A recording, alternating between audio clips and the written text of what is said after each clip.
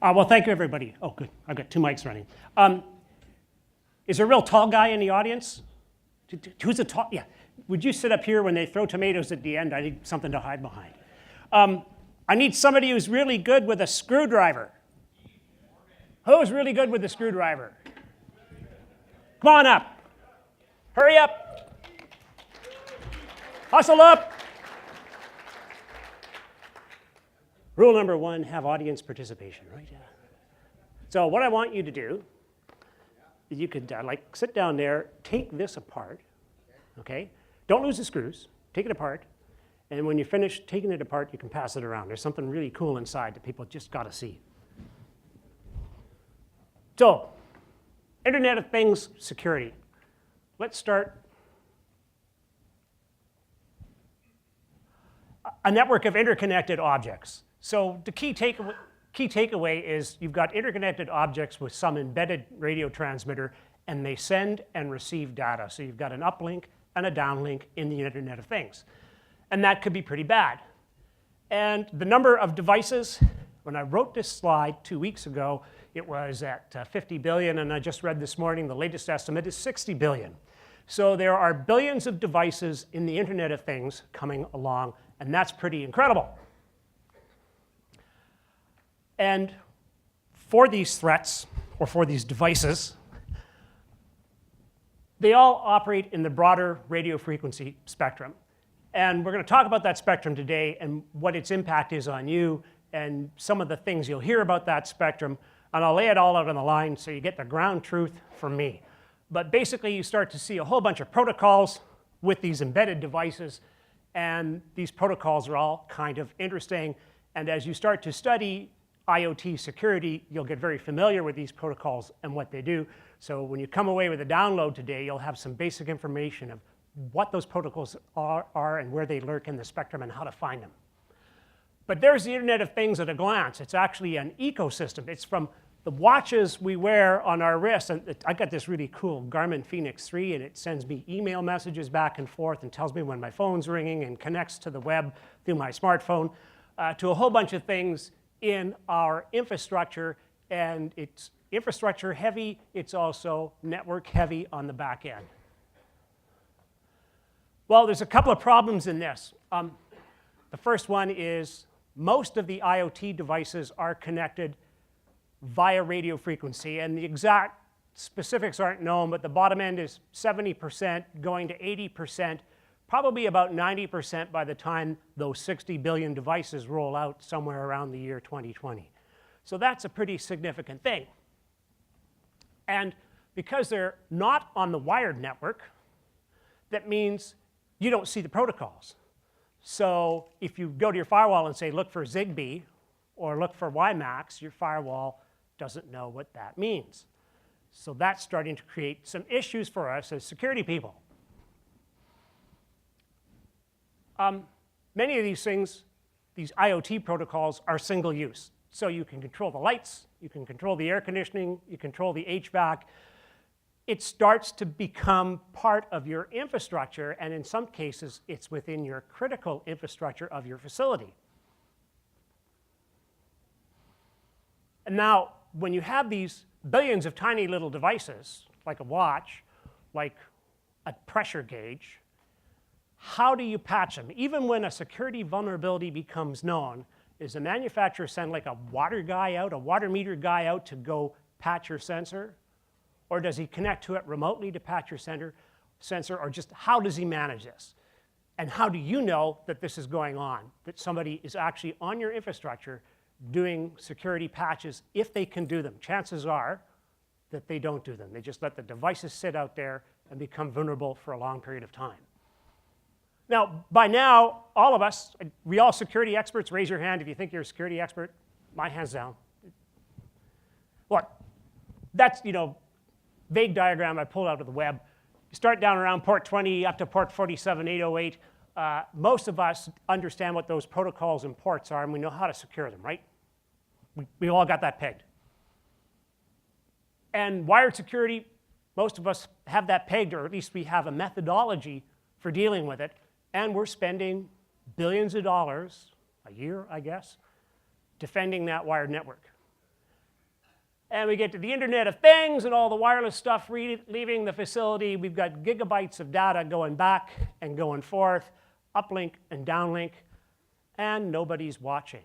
If you don't look, you can't detect. Even if somebody tells you there's a vulnerability, if you don't know what Zigbee is, you don't know where it is in your organization, you're likely stuck. So what are the threats? Let's just briefly talk about the threats, and then I'm going to introduce you to a real threat expert in a minute. Just do a search on something like bugs on Amazon or eBay. Thousands and thousands and thousands of devices. Rogue cell towers.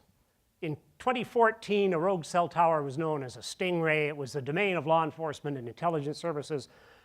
They cost hundreds of thousands of dollars, and the idea was to do a man-in-the-middle attack against cell phones, so you could pick off an individual person's cell phone and you could do nasty things to them. And today, they're down in price. So, you want a rogue cell tower? $5,000. Want to package it in something that's interesting, like that? You can hold it up. If you're smart enough, you can get things like rogue cell towers inside power bars. Really cool.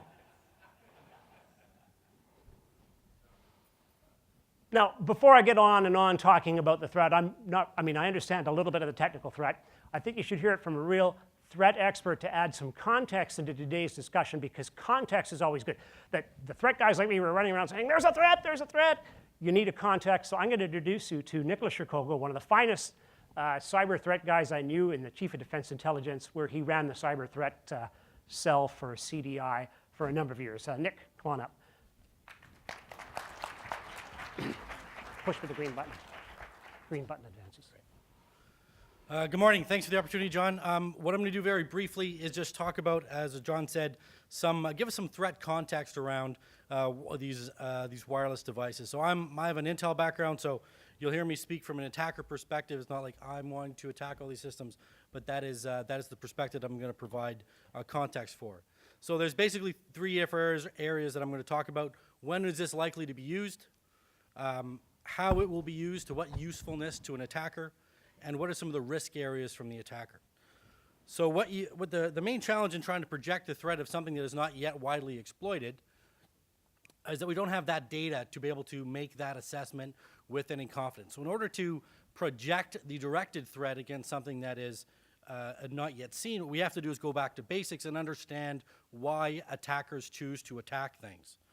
So what you see on the right-hand side, hopefully somewhat clearly, is a model I developed to do this, to look at the motivations of an attacker and try to determine, in particular cases, for an attacker specifically, when they would affect a specific type of attack. So the primary factors that influence this are the opportunity to conduct an attack, the ability to repeat that attack, the duration of effect or outcome, the scale of the target, so the attack surface, the development time, the ability to synchronize their activity against their outcome, and the overall complexity. And when you look at these factors as a whole, what you want to look at is whether or not an activity is worth the return on investment of what the attacker has to do in order to get the outcome that they wish. So you can find an article explaining more about this in Vanguard Cyber issue back in April. You can Google that. It's online. It's free.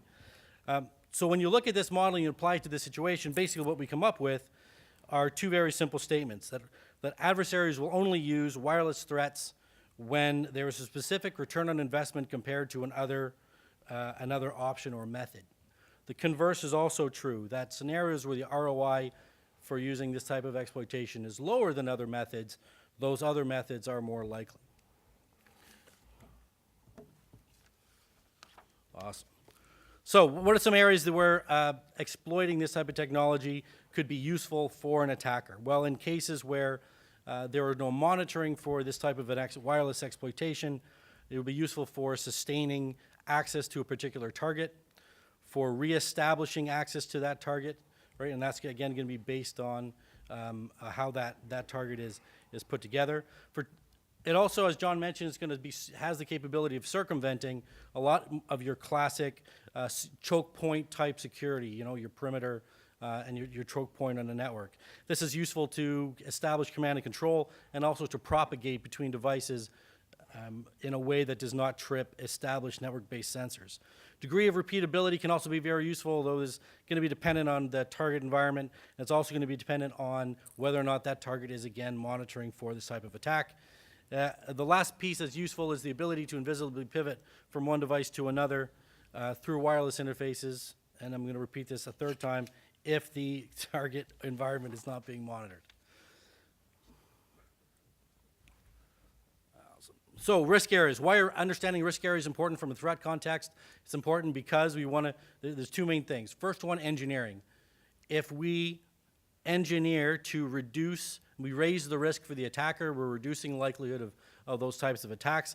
Conversely, if the risk areas get eliminated, you are increasing the likelihood for those attacks to occur. So some of those risk areas, physical access, a lot of these attacks may require access or proximity to your target. Although, as John, I believe, is going to talk about, the potential from pivoting from one device to another is something that we have to look at, we have to be watchful of, and is beneficial for an attacker. There could be some upfront investment in new technologies and tactics that could pose a risk. There could be time-related risks to execute related to this attack. Inconsistency in the target environment will reduce the overall return on investment. But that is per target, and the repeatability is something that the adversary is going to always want to be worrying about. They don't want to put a lot of money into an attack that they're going to use once. So final thoughts is that as exploitation tactics in this area, although they're nascent now, as they increase, what we should see are a reduction of the overall risk for an attacker, and again, that means an increase in likelihood of seeing these types of things. And the useful scenarios for exploiting wireless IT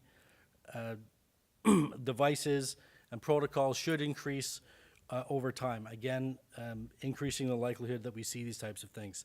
At a minimum, what we should be doing as a community is really establishing a baseline of what we can see around us and monitoring for those types of threats so that we can, again, in the future, make a more informed decision as these types of exploits start becoming more prevalent. Thank you. Thank you, Nick. Thanks. So it's always good to have context when we're talking about new threat areas because, you know, the sky's falling with 60 billion devices, but what is the context? And so that kind of sets a good context. Now, some of that was very technical and spoke in big words. When I was very, very young, I worked at one of the agencies, and I was trying to understand these things, and they told me, well, John, it goes like this. One day, a very senior politician said, I've got to get into this embassy. And there's some information I want out of it. How do we get it? And they went to the agency that was super high tech, looking externally, and they said, yeah, a couple $100 million, a new building, 50 people, a year of R&D will get you everything that's ever spoken or said. And they said, well, that's kind of expensive and kind of long. We kind of want it now. And they went to the National Police Force. They said, what do you think? And they said, we'll light the garage on fire. When they all run out, we'll send a guy in the back door. He'll break in, we'll get you what you need. And they said, fire, it's kind of risky. We don't like that. You know, our experience with barn burning wasn't very good. And then the third guy there, who was kind of like the internal security agency, said, look it, guys, it's pegged. The maid's on my payroll. Context. Lots of examples at DEF CON. So if you want to do open source on RF attacks and what people are doing, we go to DEF CON and we look at things. And they do all kinds of attacks, and some of the attacks are coming out in the open press, and so you may have heard of things like Mousejack and Key Sniffer. A word of warning. You're balancing on some pretty significant ground here when you start to say, oh, I'm doing attacks, or I'm researching attacks, or I'm in possession of devices that can do attacks. You fall under the Criminal Code of Canada. So when you're dealing with people saying, I know all about the threat, I'll do that threat analysis for you, make sure that those people are properly licensed by the Government of Canada to conduct such activities. Very, very important. You might find yourself in hot trouble or hot water otherwise. By the way, Nick and I have access to a license. So, RF hacks in the news. Let's go briefly, and you can research these later on. Network World, Wired, Engadget, PC World, Ars Technica, ZDNet, SANS, the register, Gizmodo, you know, and it goes on and on and on. Black Hat, of course.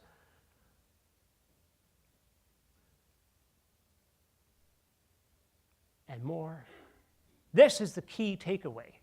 If you want to remember anything about what the future is going to look like, down there, 2011, maybe 3 hacks at DEF CON. I said DEF CON was a place where we go to look for open source things that are happening. You get up to 2016, there's 20 attacks, and that curve looks pretty cool. So that tells you that there is a trend over the last 5 or 6 years that radio frequency-based attacks are actually happening and being perfected. So what are the technologies that are being used? Well, software-defined radio. So software-defined radio is build the radio once and then control everything by software, and that's kind of cool. 10 years ago, a cheap one was $20,000. An enterprise class one or an attacker class one was in the order of $100,000. Well, that was a long time ago. Today, $20 puts a software-defined radio in the hands of any kid, and $1,000 gets you a pretty precise tool. So now the cost of the attack tools has dropped. But that's just hardware. I mean, what about software? Software, GNU Radio, other programs, some are up there. The software is free, downloadable, and the cool thing is the software is designed to be used on the software-defined radio. So now you have a $1,000 attack tool and free open source software. Caveat emptor, be careful what you design with that open source software. Go back to 101, okay, of the Criminal Code of Canada. But it shows you that the cost of the attack is starting to drop. Now the big secret, the Internet of Things isn't about things, it's about the radios. It's radios that are embedded around us.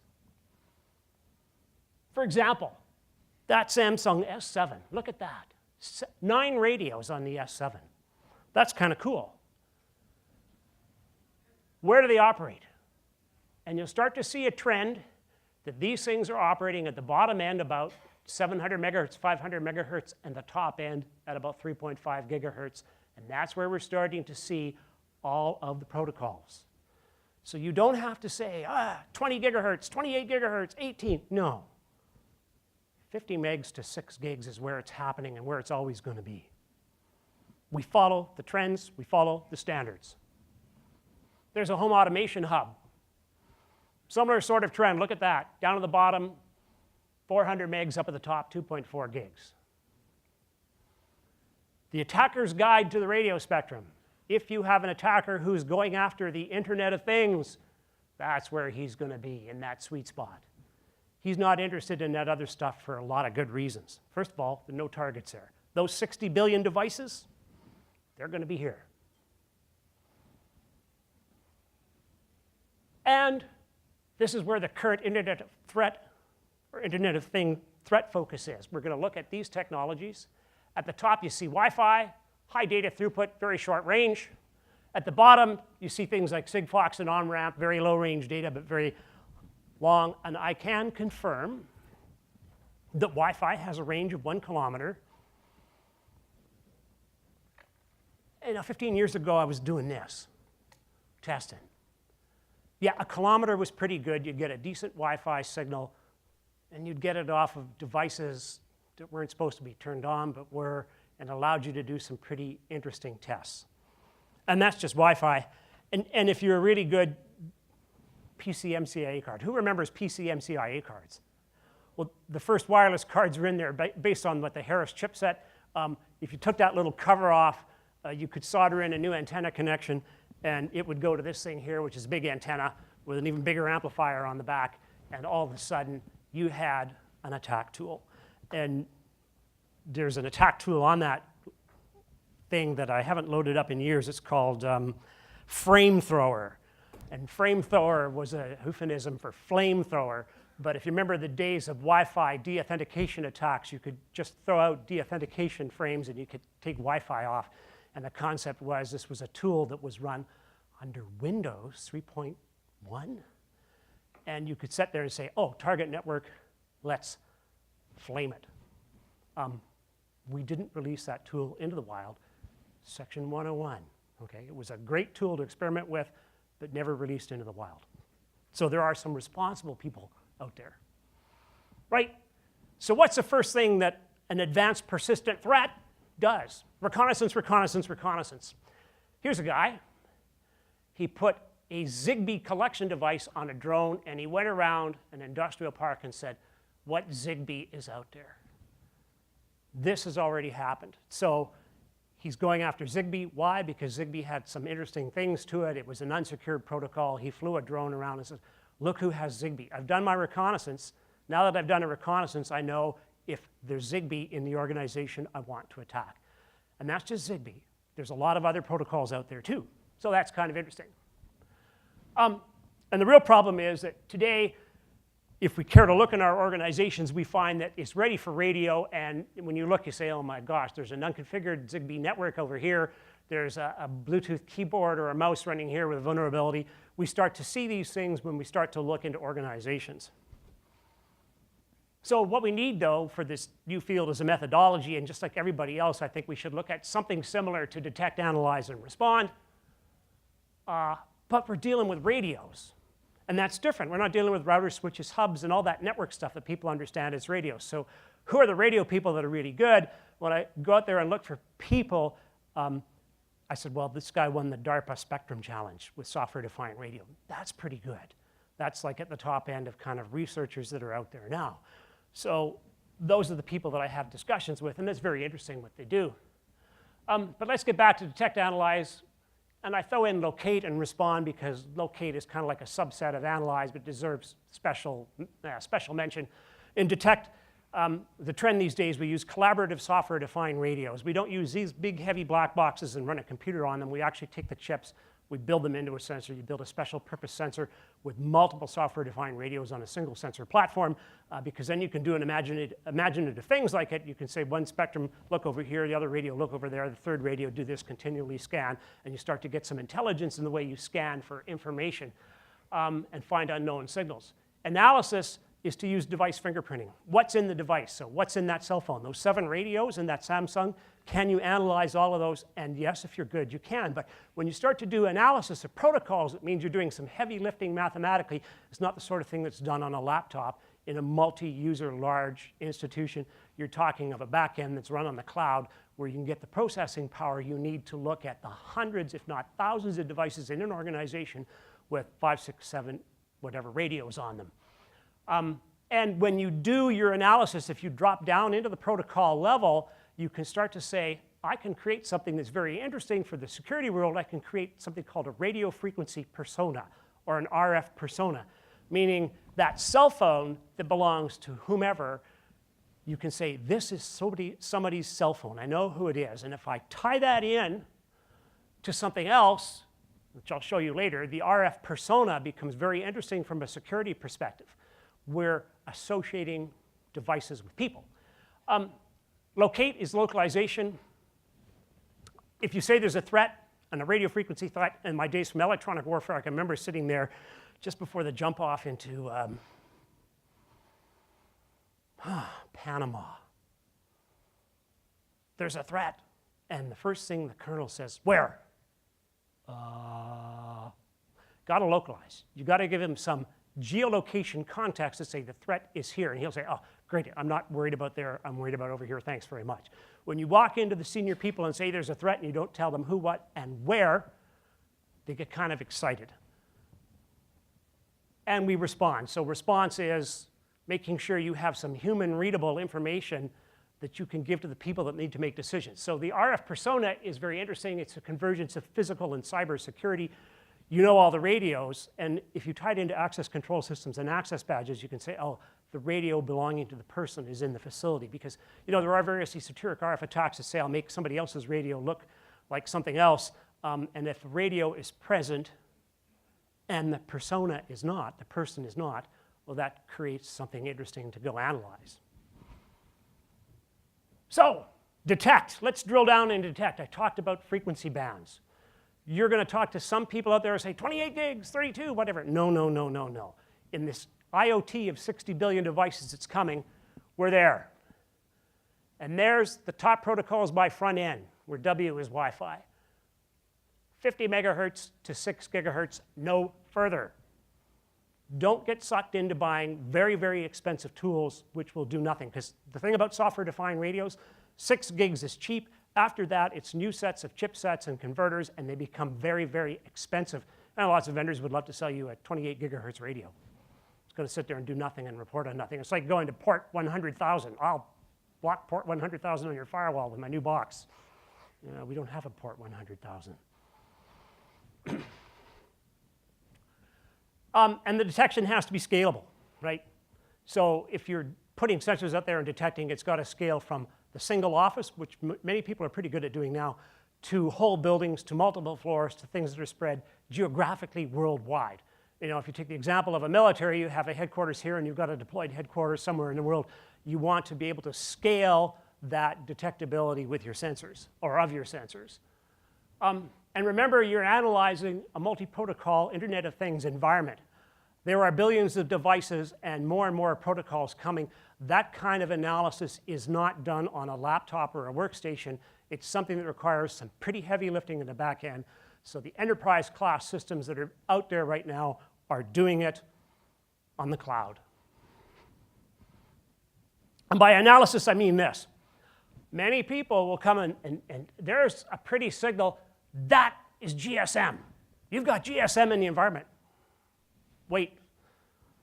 No. Analysis is this. And we break down the GSM into this information and more because it's much more relevant to us. And we store and save all this information over time because we can go back into these recorded logs of what we saw. And if there's an event, we have a post-event analysis where this is a blip on a screen and it's gone. And that's really kind of meaningless. So we start to understand that analysis is not just a software-defined radio showing a pretty cool spectrum. It's a bunch of back-end lifting where people are taking apart the protocols and looking at the information that's contained in those protocols. And a subset of analyzes locate. Remember I said you don't go to the commanding officer and say, hey, there's a threat, and without telling him where. And in modern speak, we understand propagation inside a building. Very, very difficult subject, but some guys are doing excellent modeling right now. We have to look at error analysis, sources of errors, and then we start to talk about balance in our systems, right? No sense having a software-defined radio that's precise with the timing chip down to 1 part in a billion when the antenna is, you know, plus or minus 6 dB over 5 octaves of frequency. That's not matching. So we have to match and understand the sources of error. Filtering, smoothing, cross-validation, which really means check targets. If you have multiple sensors in the room, they each talk to one another, say, I'm here, you're there, yet we agree. Our propagation analysis is pretty good, or maybe we change the model and make sure we agree. So it becomes automated processes, and the end of the day is emitter location estimates. Emitter location technologies, you will hear all kinds of things. The ground truth. After studying it since 1987, I can't believe it's been that long that I wrote my thesis paper on geolocation techniques. Angle of arrival and TDOA, or time difference of arrival inside a facility, useless, forget it. Don't let anyone tell you it works, it does not. Power on arrival works well, and it was the current thought up until about a year ago. Power on arrival says, basically I get some very precise measuring instruments. We say precise measuring instruments in the software-defined radio world, that means they're expensive. Expensive instruments that can give you pretty good results, but expensive infrastructure supporting them. We're talking of cables and timing mechanisms that are precise to better than 10 nanoseconds in power measurement that's accurate to within fractions of a dB over a complex signal.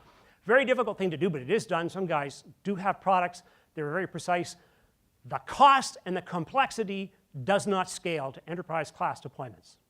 So power on arrival works well, but doesn't. Induction prototype, I've been testing it for 2 years. I'm meeting him flying a week from now to Paris. We're going to sit in Paris and chat about things, including this new tool, and how this new tool, which goes up to 2.5 gigahertz, can be adapted for the Internet of Things. And this tool is a precise instrument, it's a good instrument, and it will enable you to locate with pretty good certainty within a few inches any emitter. And we're trying to get it up to 6 gigs, and we think we have a mechanism for doing it. So that's the fun part of what I get to do. I lost my clicker. There it is. So detect, analyze, respond, locate. Here's localization. And then when you create this RF persona, you can say, oh, I've got 2 personas here. And if you collect enough data, you can say, well, where were they during the date range? Or you could say a single day, a specific time, they were here. That's kind of neat if you say I have a range or a date where some problem occurred. I can go back in time and look at the events and recreate who, what, where, when, what frequency, what protocol. And if I've stored all that protocol information, I can say this is the radio that was probably used. Oh, here's the threat vector. That's the theory, and it's starting to work out in practice. And I can do a single persona and all of his associated devices over time. Or I can simply look at there and say my entire environment, what devices are there. And this gives something called the electronic order of battle. What are the electronic devices and where are they in my facility, and what might be threats? So you've got some pretty good analysis tools with the geolocation and the RF persona to start to drill down and do security assessments on your facility. And it's important that there's a response, and so if an immediate known threat pops up, that threat is sent up to an operations center, somebody who can take charge. So we have SOCs now, we have reports and returns. The things that are doing IoT security should be sending reports back to the SOC in human-readable format. Not, there's a problem at 2.4 gigahertz on hop 15. Yeah, I get that. No, there's a Bluetooth thing, and it's giving internet access, and it wasn't here before, and it's in the server room.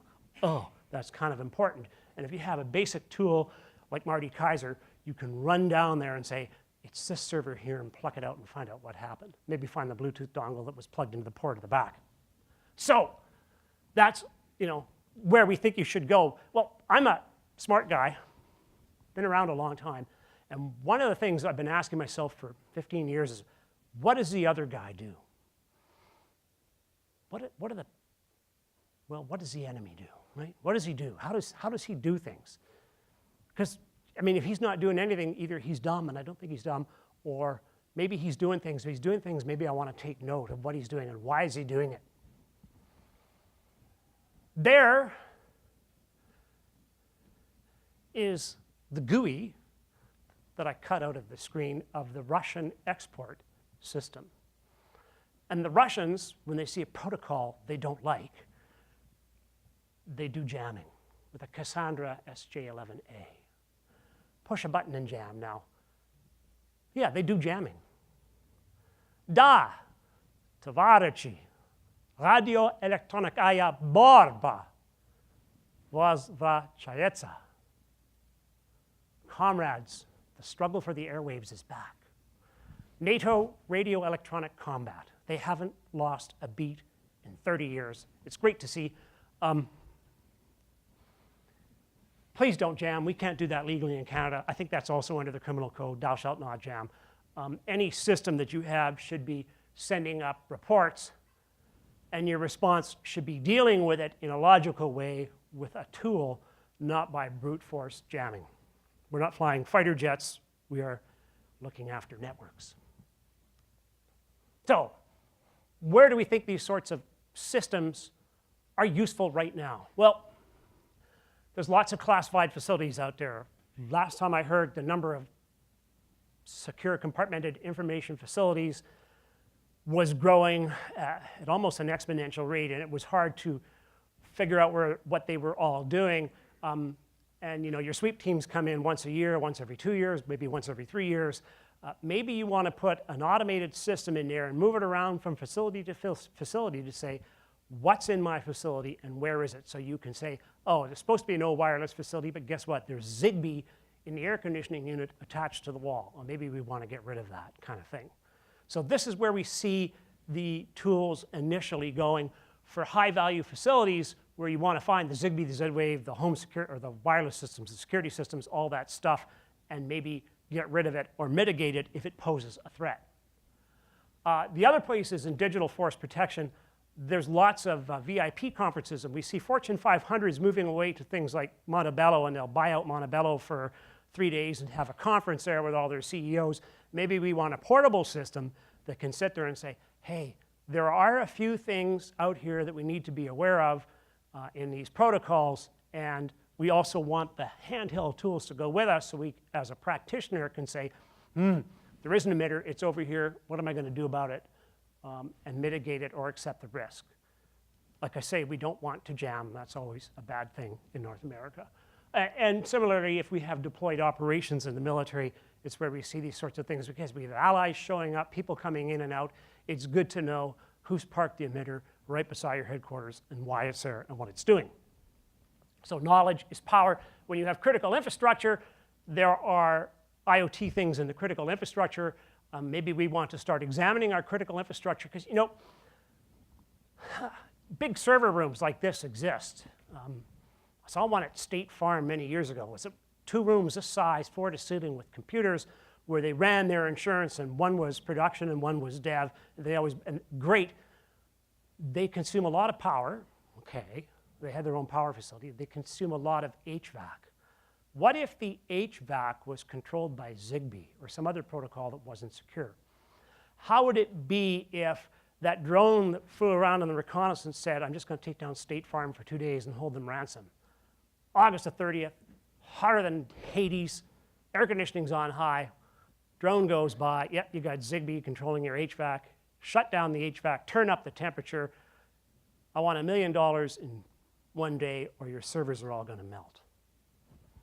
Or if you're in an operation, a military operation, it's like, I've just shut down your server center because there's no more power going to it.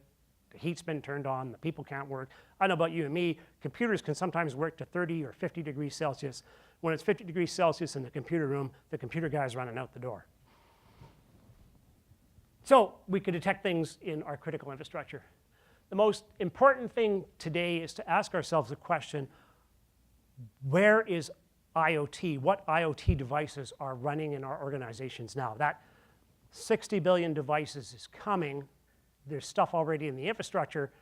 We should be asking ourselves a question, what protocol, where, what's it doing, why is it there?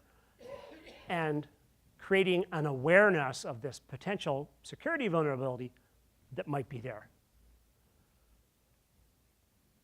And that's my presentation. I hope you enjoyed it.